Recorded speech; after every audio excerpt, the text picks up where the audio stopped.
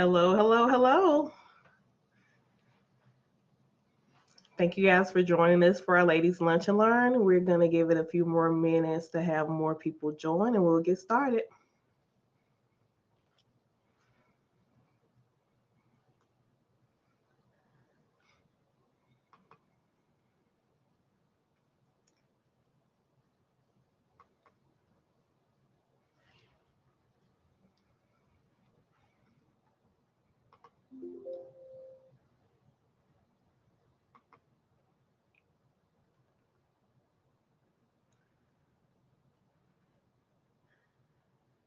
All right, so welcome to Ladies' Lunch and Learn. Today we will have joining us as guest speakers Michelle Fox and Amanda Grego from Apexus for a review of Apexus services and 340B Prime Vendor Program resource. So we'll go ahead and launch a poll question to see who we have in the room today.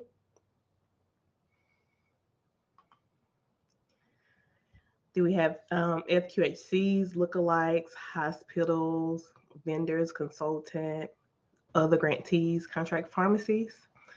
Let's see what the poll is saying. And feel free to introduce yourself in the chat. Right now, we have majority FQHCs in the room, a few other grantees, hospitals, and a few vendors and consultants.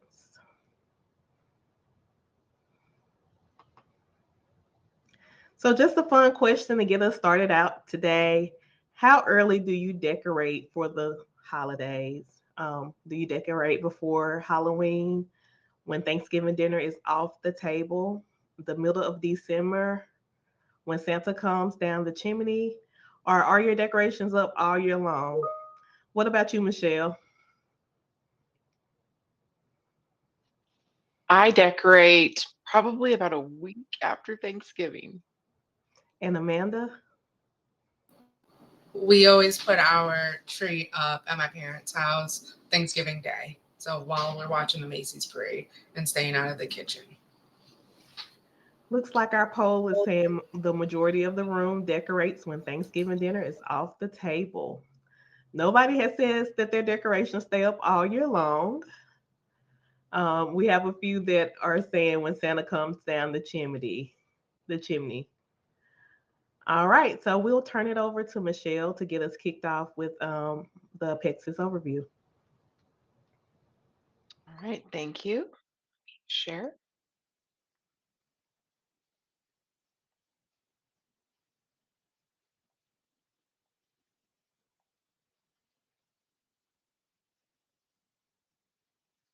Okay, so welcome today. We're going to talk about some of Apexus's resource services that are available. We have a little roadmap. So I'm going to give you just a quick overview of Apexus. And then I'll talk about the PVP tools and resources, and then I'll pass it along to Amanda, who's going to talk about the CRS overview. So Apexus as a company has different services available that you might have been, you might see or recognize. Oftentimes people think of the PVP and Apexus as synonymous, but Apexus is the company that is the 340B prime vendor for HRSA. There are also other services available through Apexus. And really one of the main differences is as the prime vendor, the services that are provided are free of charge. The other two services have some sort of a fee, so that's why they're not within the PVP program.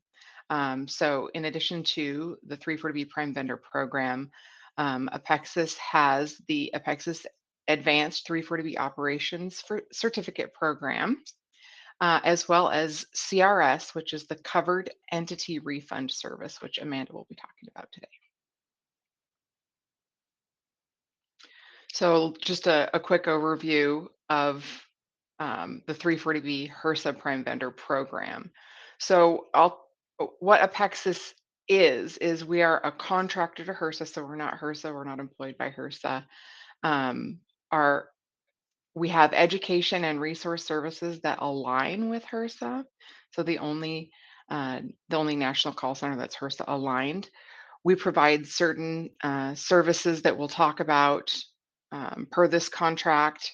We are a neutral party, and so we work with all stakeholders in the marketplace, which includes manufacturers, distributors, covered entities, and service providers.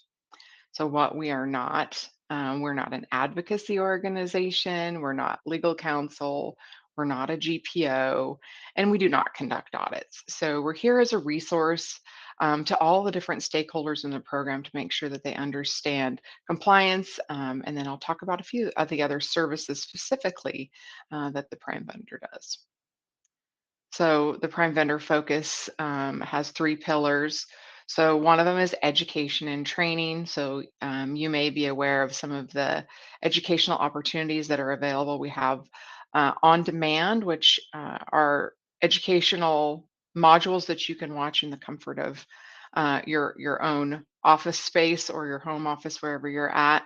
We also have live 340B universities. We'll be doing 6 of those this year, so hopefully we'll get to see some of you there. Um, some of the other education and training offerings include other tools and resources, so templates from the website, a lot of compliance templates to help with audits and setting up your policies and procedures in your program. And I'll talk about a few of those today. And then the second pillar is Apexus Answers Call Center. Like I said, it's the HRSA aligned national call center, um, available for you to call, email, or chat. Apexus Answers has over 2,000 interactions a month with stakeholders who are calling in to ask questions. All 340B questions are welcome. If our call center can initially help, they'll guide you to someone else who can kind of address that at a tier 2 level. So um, really questions are either answered by Apexus Answers, they're answered by us, or sometimes we have to connect you with HRSA as well to get those questions answered. So the third leg are sourcing and operations, contracting, distribution, and manufacturer refund services. So these are the things that happen sort of behind the scenes. Sourcing operations, I always think of it as the easy button, making sure that the pricing is available where it should be at the price it should be, so that covered entities just have to go in, source those products. Oftentimes, additional sub 340B prices are negotiated. For some other hospital types, there's also sub WAC prices available, but these are negotiated for the benefit of the covered entities. There are also other service or other negotiated contracts for value add, as well as the manufacturer refund service. So when a manufacturer charges a price that's above the ceiling price, Apexus helps facilitate that refund back to the covered entities based on the account where it was purchased. So making that really easy for that reconciliation to happen so that there's consistency and transparency in the program. All right, so I'm going to move on to some of the specific PVP tools and resources, how you find them, and then I'll highlight some of my favorites.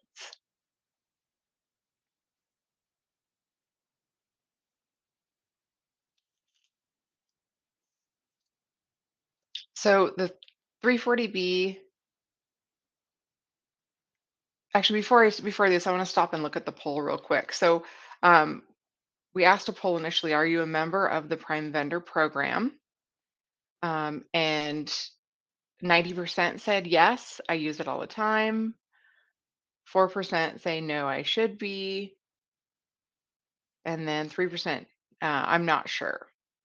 So I'll talk about um, how to become a member of the Prime Vendor Program a little later in the presentation. So if you're not, we can make sure that we can connect you with that. But sometimes you're a member, meaning a letter of participation was submitted by your covered entity, but you may not have created your unique secure sign-on access. And so we'll talk about how to do that. And if requesting the secure sign-on access doesn't work, then you'll know that you'll need to seek out that letter of participation to make sure that your covered entity is participating in that program.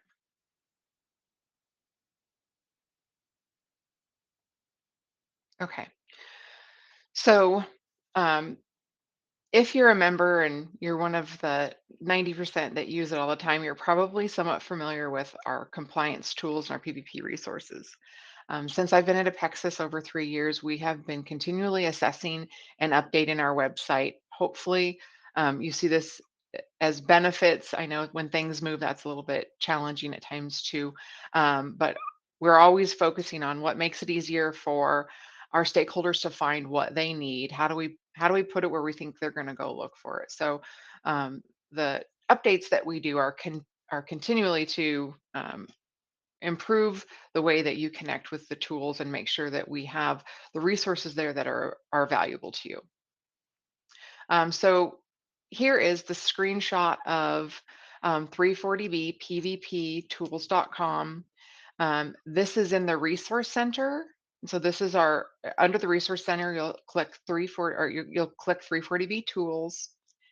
You'll see in this page at the top, there's a search bar. You can keyword search based on the title of the document you're looking for. You'll also see down below there are two tabs. So we're working on the left tab. These are the open public facing 340B compliance tools and templates. We'll talk a little bit about a few things in the right, but you'll see that little key. That key is showing that that's secure and you'll need to have access to get to that. So focusing on these compliance tools and templates, you'll see down below, they're in boxes based on covered entity type. About 30% of the tools are customized by your covered entity type, and the remainder are generic tools that would apply to all. But to make it easy, we've put them in the bucket so you're only seeing the tools that are relevant to your covered entity type.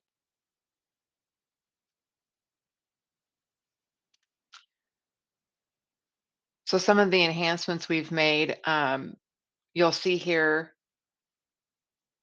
when you search, the blue boxes, the blue cubes below are the tools that come up with that keyword search. We've enhanced to show the tool update. Previously, you had to download the tool to see the update date in the footer. We've updated this to highlight when tools were updated most recently so that you can see if it's been updated since you've last accessed it. So it searches all the tools by their name. And then we have some future enhancements on keyword searching. So I believe Q1, we're going to have increased searching that'll actually help search by keywords, not just by searching the words in the title. So one of my favorite tools that was most recently updated is the data request list. It's often referred to as the data request list or the DRL. Its long name is the sample HRSA 340B audit data request list for covered entities.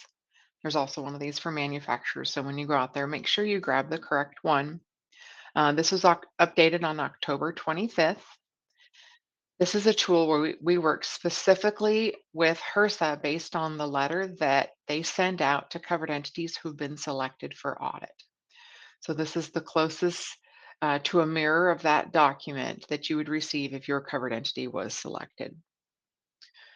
So this tool covers all of the requirements that you would need to submit, all of the documents and items that you need to have available uploaded before your audit or during your audit. It goes through all of the things that need to be listed and pointed out and identified in your policies and procedures. So it's a very lengthy document. I think it's about 12 pages now, but it is a fantastic checklist for you to be able to assess whether you are audit ready today. Could you provide these things? How long would it take you to get those prepared to be available to upload into the secure portal that's made available to you during an audit? So if I were in 340B on the other side, if I only had one tool, this would be my one tool that I would want, because at the end of the day, this is how you set up your program to be able to provide these things for for a compliant audit. So if you've not seen this tool, I recommend you go out there and take a look at it. It's usually updated right around September or October. HRSA does an annual process where they update their audit documents as well as this data request list. They get it to us and we get it uploaded as soon as we can. So hopefully you are aware of this. If not, hopefully this is a valuable tool that you can use to assess the compliance of your program in the future.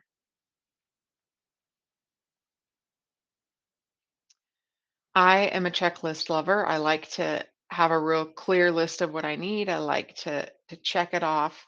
I was excited to get invited to be on the team that helped develop this tool called Getting Started in 340B Checklist. This is an Excel document. It operates also like a project management tool. And it can be used not only when you're getting started in 340B as a new covered entity, but it's also a great tool to make sure if you inherited a program that you have all of the things accomplished that should have been. So this tool operates with specific categories. It talks about the task that you should perform, and then it gives you a how to and a resource. So it gives you a little like why you should do this, how you would go about doing it, and then there's a link for any tool or resource available on the PVP that would help you accomplish that task. And then you'll see in the right-hand side, the project management tool allows you to assign this out to different members of the team. It's a pretty lengthy list, so sharing it amongst your team can actually be very helpful. It also has a component in it which you can't see that talks about when these tasks should be done, so you can focus on them based on a very clear timeline.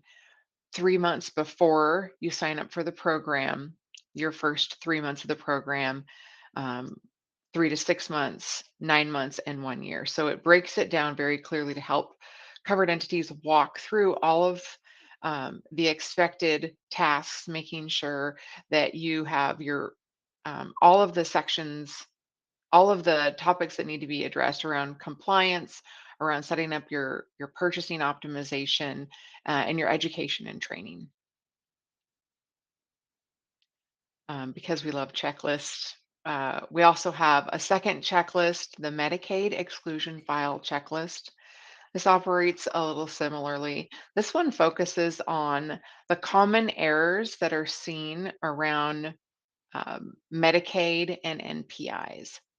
So this is a great tool because it talks about what is the most common errors, why did they occur, and how do you reconcile those? So I recommend if you haven't taken a look at that checklist, you go take a peek at that.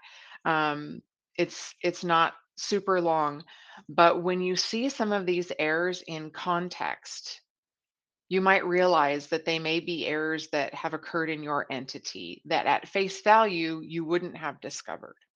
So that was the purpose of that tool. A lot of people struggle with understanding the concept of Medicaid and carve in and carve out, um, and and some of the nuances of having parent sites, child sites, and the different billing practices. So that's a great tool that helps talk through those different scenarios and can allow you to identify whether those may be going on at your covered entity where you may not have thought they would be.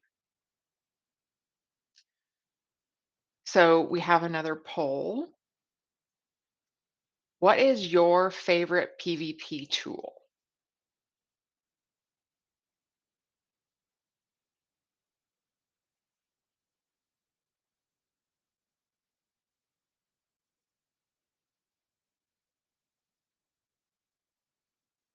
All right, looks like about a third of you have answered. So FAQs is in the lead. Training opportunities looking like it's second. Policies and procedures toolkit, and then secure pricing analytics, and Medicaid bringing up the rear.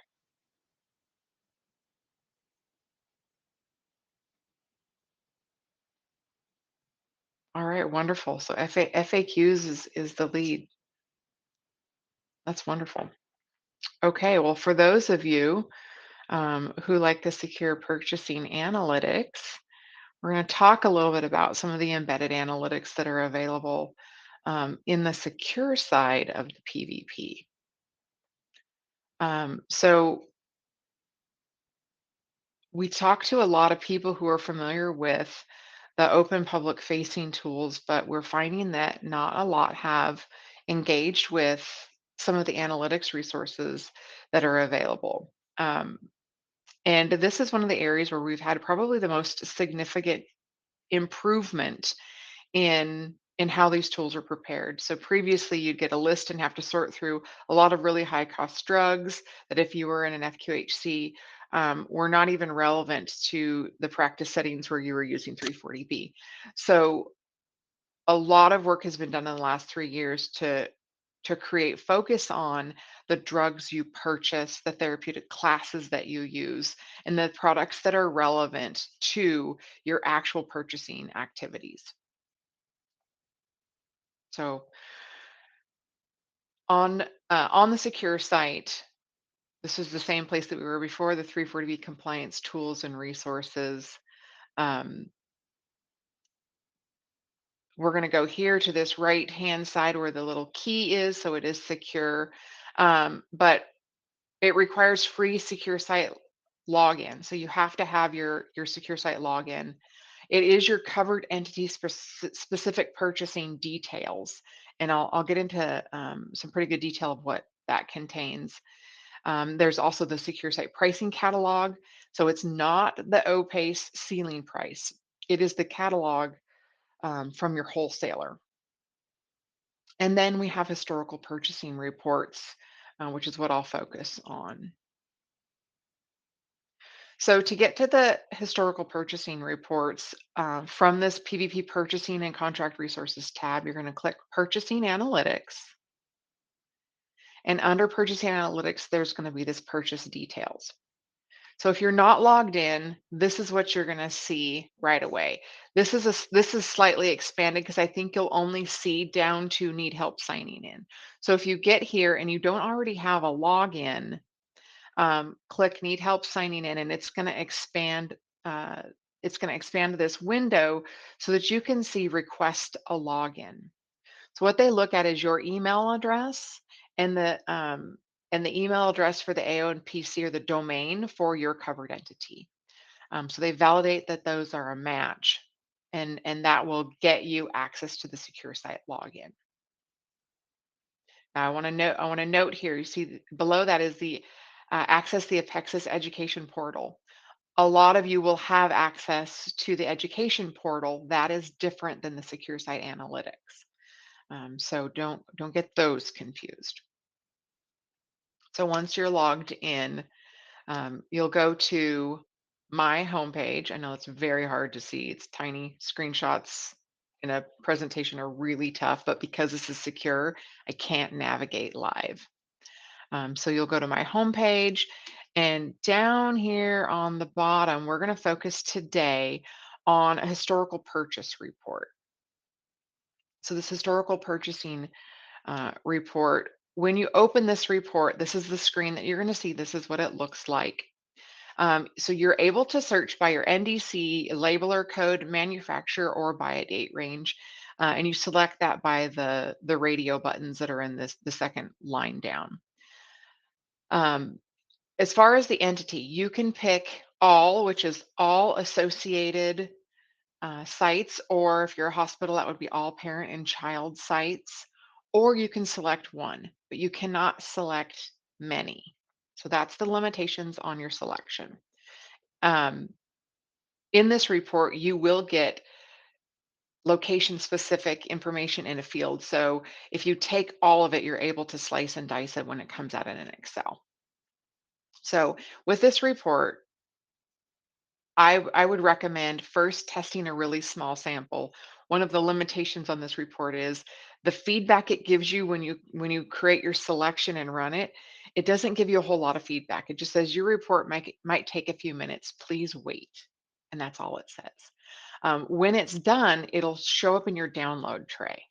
So I always say test a small sample period just to make sure that the report quickly runs so that you have asked all the right questions and provided the right information correctly. So that's my caution, so that you're not waiting for 10 minutes for a report that actually is either too big to run or is not running. And when I say a small sample period, 2 weeks, 1 month, that's a good test. So here I've blown up the options to select so you can see them a little bit better. When you select by date, a lot of these options are grayed out. You go down and click the date range. It's going to pull up another window. Here's your date range. I've made this error many times. Once you've clicked your date range by selecting them on the calendar, you must click apply, and that will put it in the box down below, and then it'll show up in your final date range down here. Um, I tell you this because I've gone crazy a few times over that. And then click export, and it'll go into your report.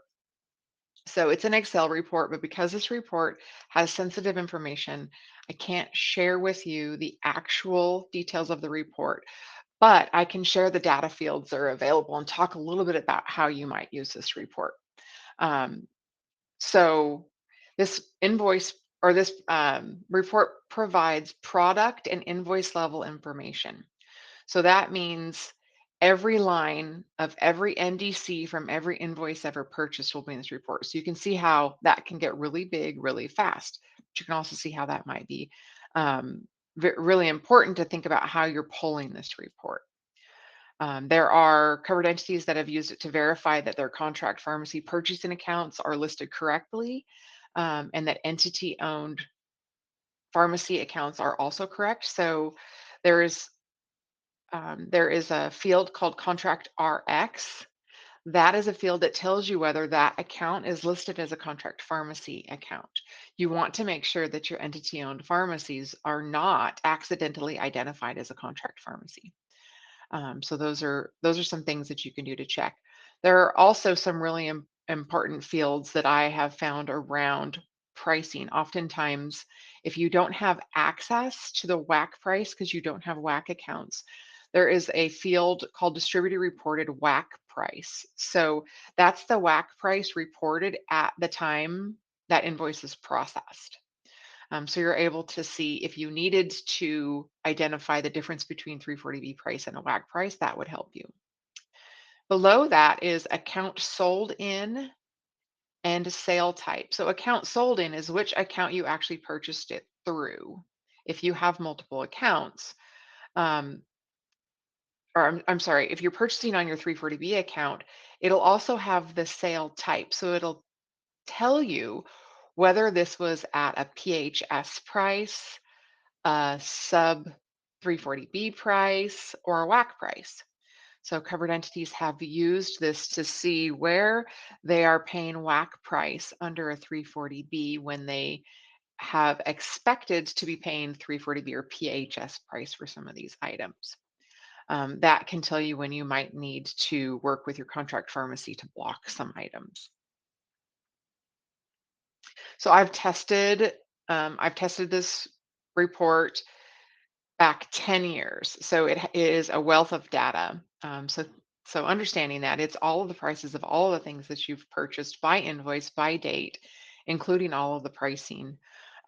So covered entities have used this at times when they have had non-compliant situations. They need to quantify purchases based on a particular manufacturer or a particular scenario. So there's lots of value to this this report. I don't, if any of you have used this report, I'd love to see in the chat how you've used it, or if you have questions about this or any other secure site reports, I'd love to share those as well.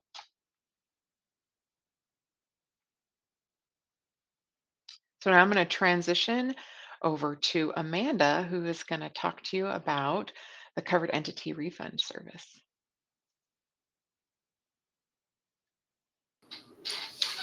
Thanks, Michelle. I'm going to go ahead and pull up my presentation.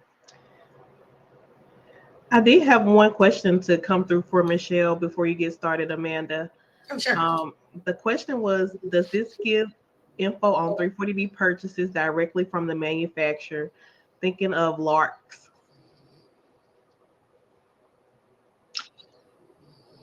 That's a great question. I don't know. We can respond afterward in email. I do believe my gut answer is I don't think it does. I think these are your purchases made through your wholesale distributors that we have agreements with, um, which is where we get this information. So my initial gut feeling is no, not direct purchases would not be included in this report. Okay, and we'll do just one more question before we turn it over to you, Amanda. The question is, should I see sub 340B prices at zero in this report? I don't think that I have ever seen any price at zero. So I think that would be uncommon. If you want to share an example with me, or with Lanika, who can share that with me, I can take a look at that. It's interesting. Okay, we'll get that question flagged for a response after today. All right, Amanda, we'll turn it over to you now. Awesome. Thank you.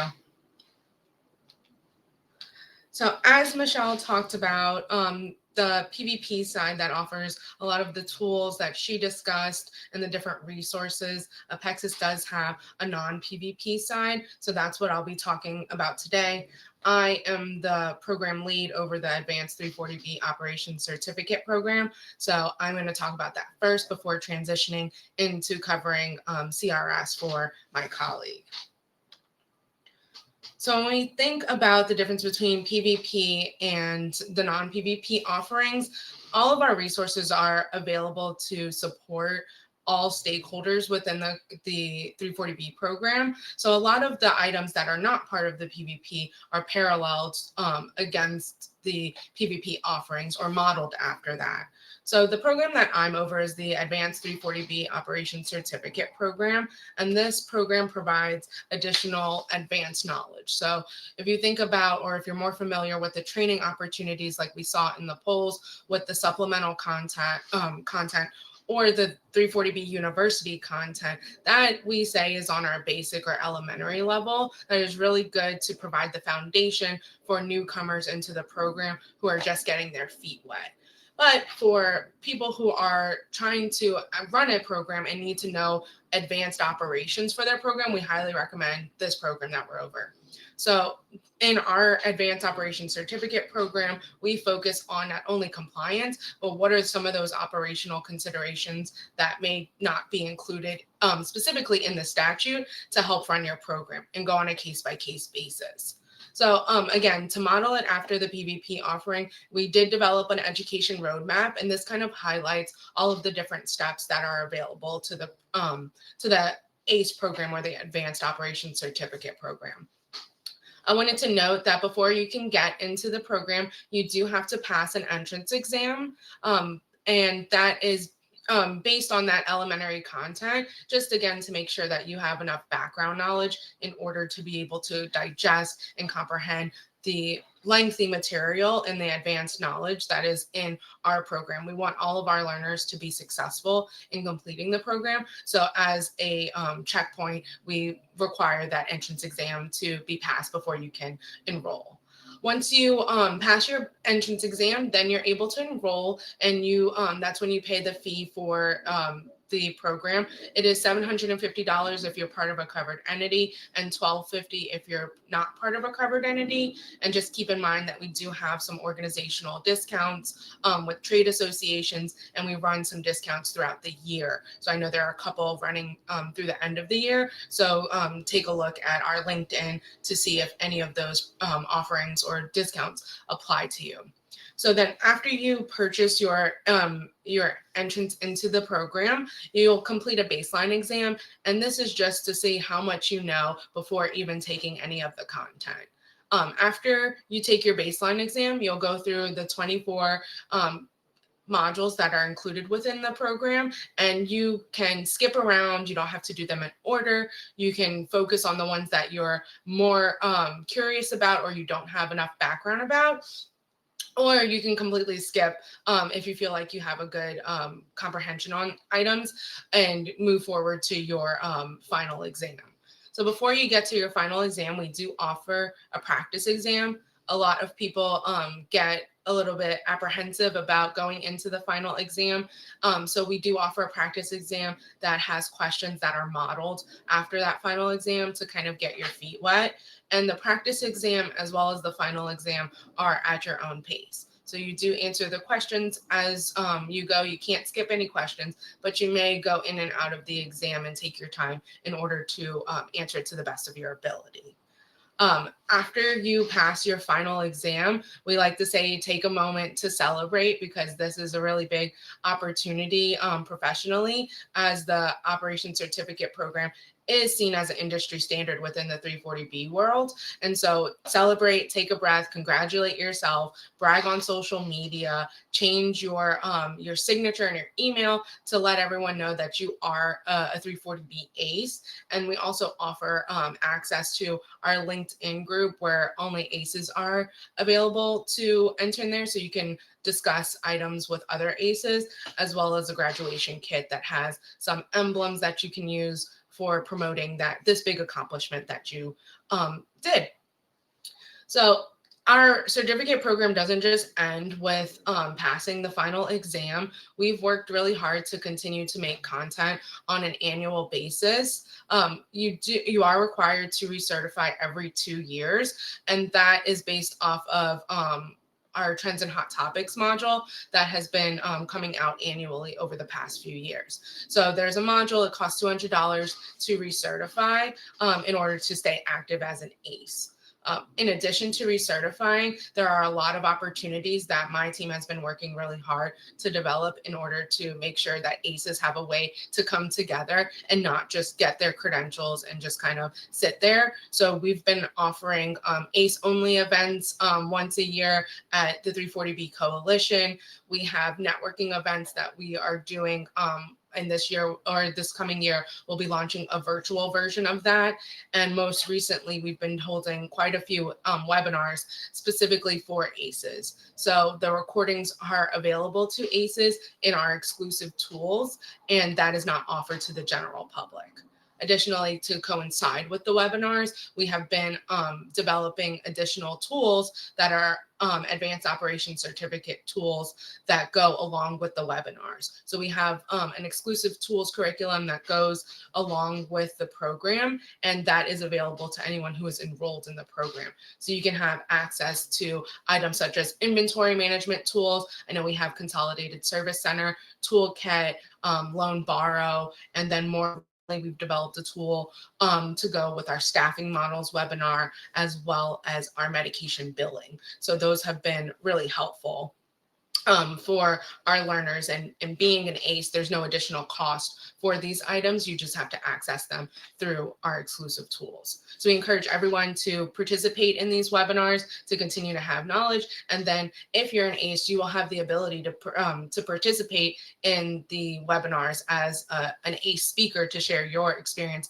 at your covered entity or for whatever stakeholder type that you're participating in. So as mentioned, we have our Trends and Hot Topics module is now available in the Apexus education portal, and this was released in June. It is available for purchase in the education portal, and we will shortly be coming out with our newest litigation and legislative update in the new year. So this contains some information that is going back to last year. However, it also has a lot of operational considerations, such as I think we talk about medication use, referrals, different delivery models. So it's not just what's going on legislative wise. It has a lot of operational insight that we've had feedback where people have found it pretty useful. So even though we're about to come out with a new one, I encourage you, if you haven't had the chance, to go ahead and purchase this if you want some more of that operational insight to the 340B program. And again, just highlighting, I talked about it a little bit, but our exclusive tools, this is just kind of a summary of everything that is included in that, and more is coming. Our team is dedicated to adding items to this, again, because we want ACEs to not just get their ACE certification, we want them to consistently have content that they can go back to and learn for their program. So here, just highlight some of the toolkits we have. We have a contract pharmacy one, inventory management, and centralized service center. And then we have a variety of different webinars that focus on compliance on these different topics, as well as operational webinars. And our more recent operational webinars have tools that coincide with that, that kind of summarize the talking points in the webinar from our ACE experts. Lastly, I want to highlight that we do have the 340B ACE search tool. So I think this is important, especially as the ACE credential has become an industry standard within the 340B community. A lot of people have been using the ACE credential as a requirement when they're hiring, or saying that they are requiring their staff members to become ACEs within a certain time frame. So if you go to apexus.com/find an ACE, you're able to search for anyone's name who's claiming to be an ACE and able to verify that. You just type in their name and their information will come up, including their original certification date, when it expires, and if their status is active or expired.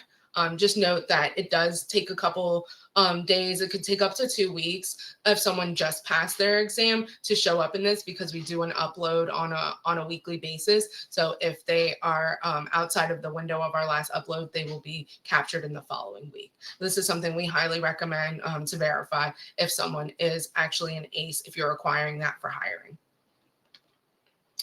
Okay, so that was the Advanced Operations Certificate Program. Let's now talk about CRS, which is the Covered Entity Refund Service. So we, Apexus had seen the success of the manufacturer refund service, which a lot of you may be familiar with, which is where if manufacturers are overcharging, that they are using Apexus to provide those refunds, and you'll get a report out saying that, hey, like, you've been issued this refund. So based on the success of that, we've kind of modeled the covered entity refund service after that, which is a way for covered entities to repay manufacturers if they have discovered that a 340B drug was issued to an ineligible patient, and that that opportunity or that compliance issue is resulting in repayment to the manufacturers. So if you've ever had an issue where you need to repay a manufacturer, you know that it is pretty difficult to complete that process. There's no process that really outlines exactly how you're supposed to do this. The calculations can be pretty difficult because each manufacturer may use a different formula of what reference price they want you to use to calculate how much that you owe them, and then contacting a manufacturer in general, getting to the right person at a manufacturer may be pretty difficult since the contacts are not publicly available. So we've seen that this is pretty challenging. That's why, as outside of the PVP program or outside of the HRSA agreement, we wanted to develop this offering that is a service to help stakeholders, particularly covered entities, to correct their compliance and to take some of this off of their plate to help them repay manufacturers if an issue of compliance occurs. So when we think about CRS, it's pretty simple. The benefits of it are that there's accuracy because there is a standardized process that is developed between Apexus and the manufacturers. We're kind of the middle people that are helping you take on this repayment effort. It saves a lot of time because, like, we have analysts that are calculating the prices based on how the manufacturers wanted. We are increasing the efficiency because we have the information of your accounts and they will be calculated, and then all of the manufacturers will be reached out through Apexus. You don't have to do this all by yourself. You can just kind of contract or allow Apexus to help you with this process.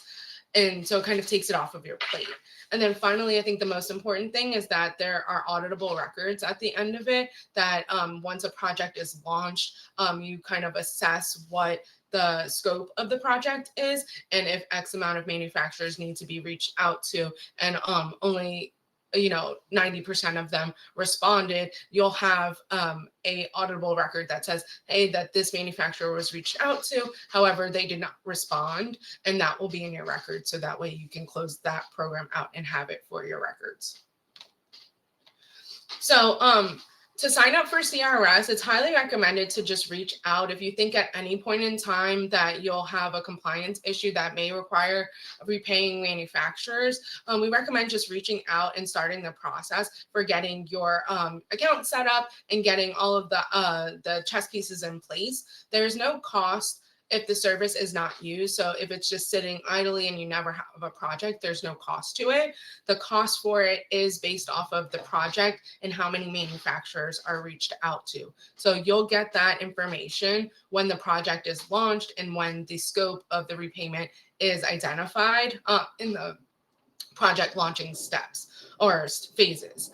So just note that it is based off of the number of manufacturers that are reached out to, but consider that one manufacturer may consist of multiple labeler codes, so that might reduce the price smaller than you kind of typically think of. So here on the slide, the refund steps are kind of outlined.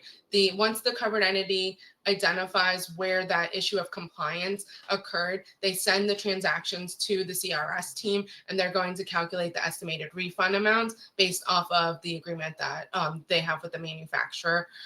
Then they're going to pay Apexus based off of that fee that we discussed that you're going to get ahead of time for the quote for that particular project. And then the communications plan is going to be confirmed in a standardized template.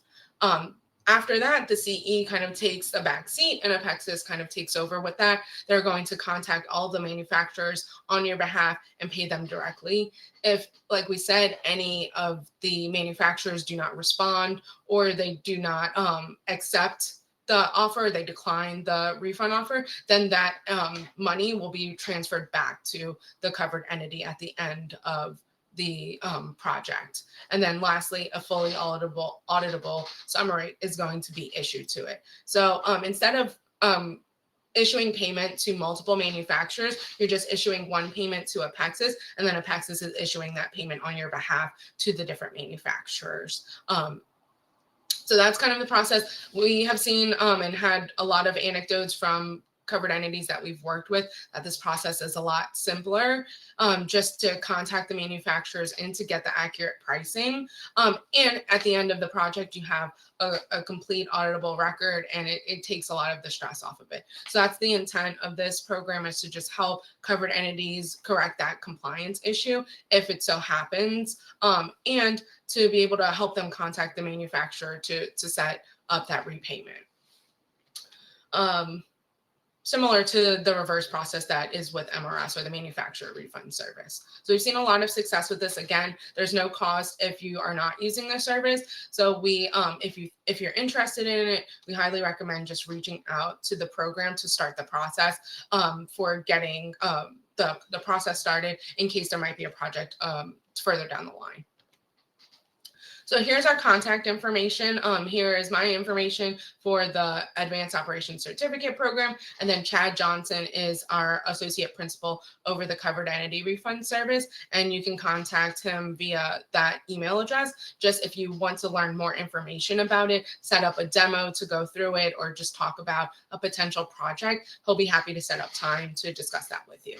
And again, for my team, it's myself and I have 2 other team members. We're also available if you have any questions about the Operations Certificate Program, or if you're in the ACE program, enrolled or an ACE, and you have an operational question, you can always reach out to us at 340bcertificate@apexus.com to ask those operational questions, and we can set up some time to go into the pros and cons or some compliance considerations for your particular covered entity.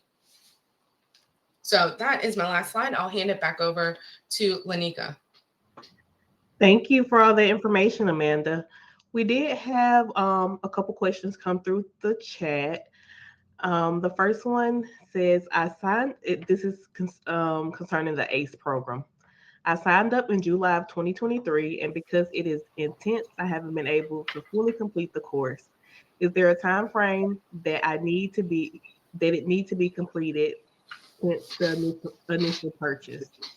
So no, there's no time frame on it. The only time frame that we have on the program is once all of your modules, all 24 of the modules are marked as complete, you have 1 year from that completion status to take the final exam. So if you're in progress just getting through the modules, then you're fine. There's no expiration date to it. And if you're having issue getting through some of the content, again, reach out to our team. We have done some study parties with people, especially if your covered entity type does not really apply to the particular module, or your setup is not applicable with the content in the module. We still want everyone to know it, but it might be harder to grasp for some people. So you can always reach out to us and we can go over that content. All right, looks like we have a couple more questions concerning the how much does it cost, or a price range for the CRS service. So again, that depends on the project. It depends on how large the project is, but it is based on the number of manufacturers that need to be contacted. So you will get that price when the project is launched, and that's the first step in it. So you'll agree on that once the project is launched. If you have a particular project in mind, or if you want to learn more about the pricing structure, reach out to Chad and he'll be able to provide some more context to that, since I'm not over the program, but they'll be able to give you that quote for it. All right, and one more question for Amanda. What is the average time of completion for the ACE certificate? Oh, that's a good one. It depends. So we've seen some people who are really like into it and this is all they're doing, seen them complete it within 30 to 60 days.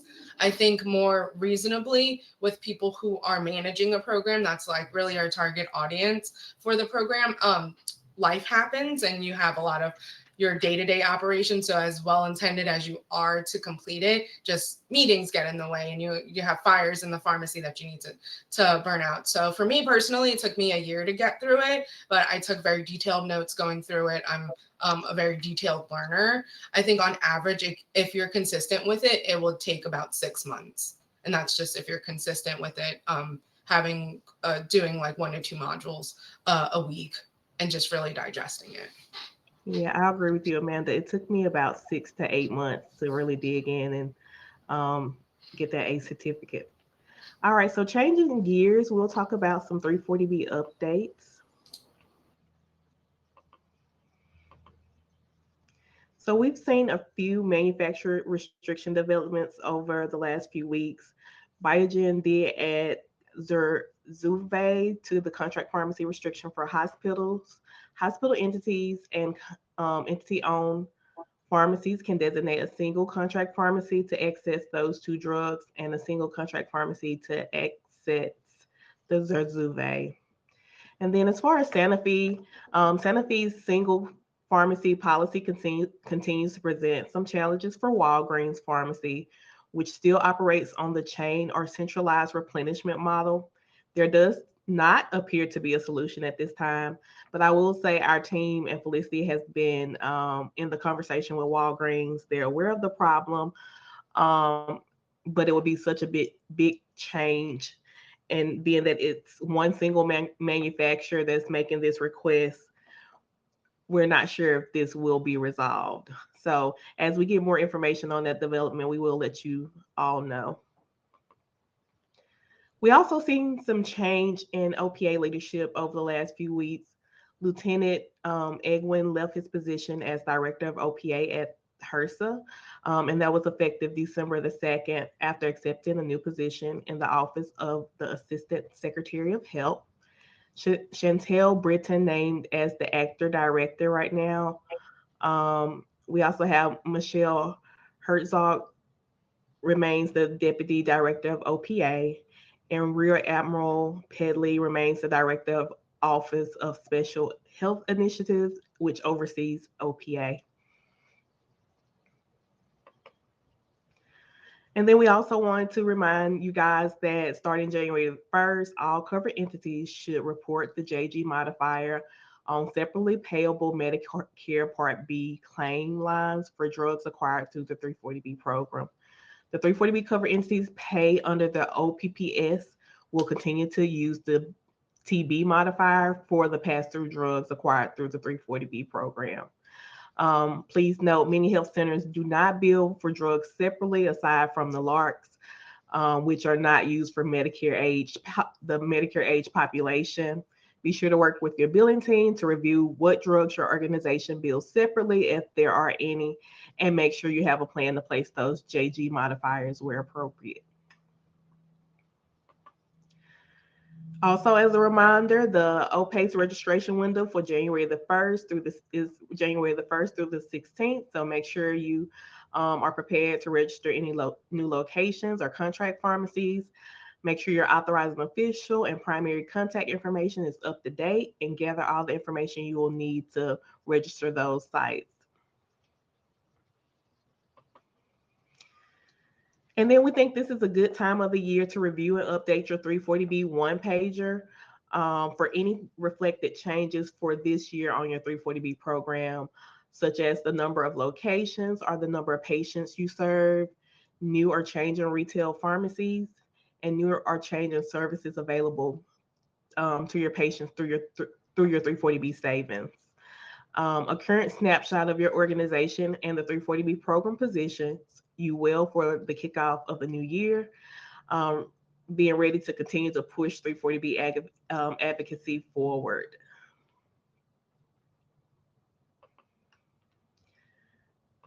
So I'm going to check the chat real quick and see if we have any other questions while we're launching the poll question. Will you be attending the Winter Coalition in San Diego?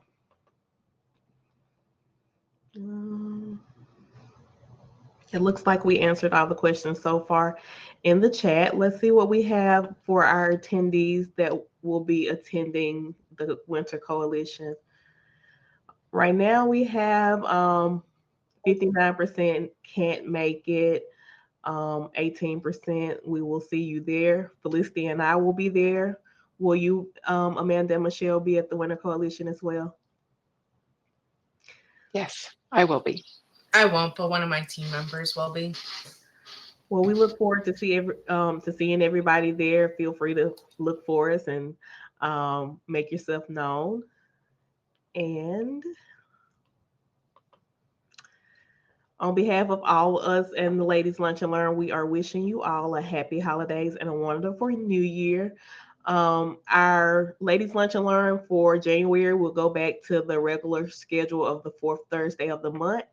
And that session to open up the year will be patient definition part 2 of the panel discussion that we started last month. So you guys have a great rest of your day, and thank you for joining Ladies Lunch and Learn. Thanks.